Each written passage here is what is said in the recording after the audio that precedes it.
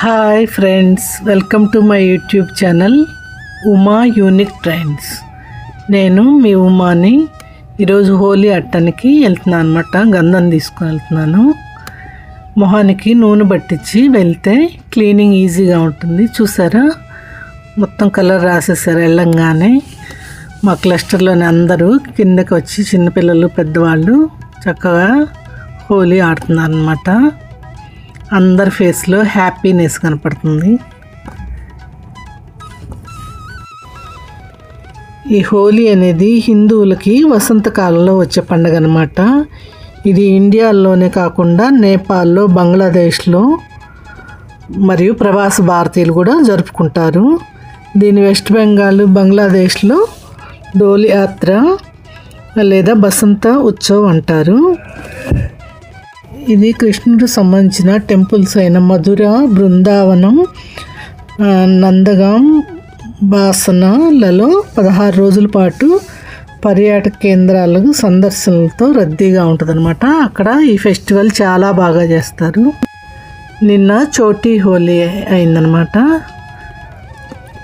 అప్పుడు హోలికా దహన్ అవుతుందన్నమాట. ఇది ప్రహ్లాదుడు, హిరణ్యకశిపుడు స్టోరీ అండి.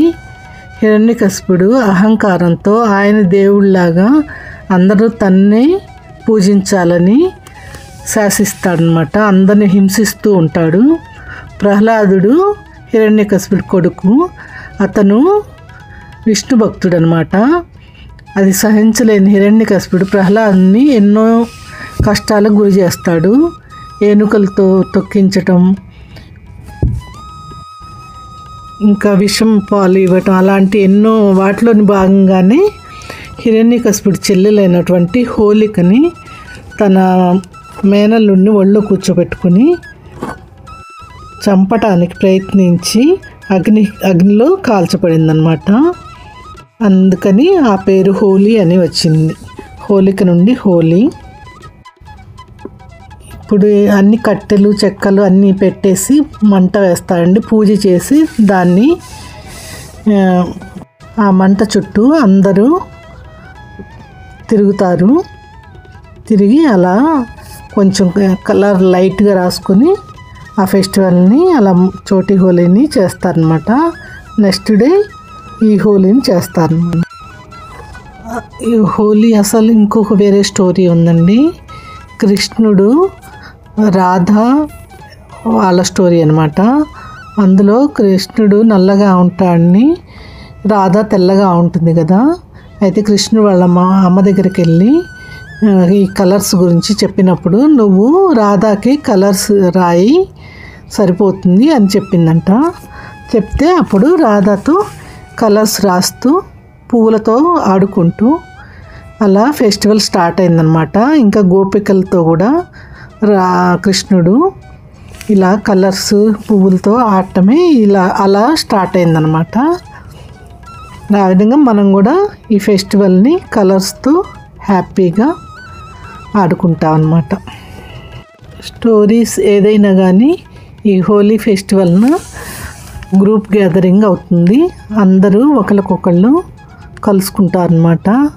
అందరూ కలిసి హ్యాపీగా ఫెస్టివల్ని చేసుకుంటారు కాబట్టి ఇది చాలా ఆనందదాయకమైనది.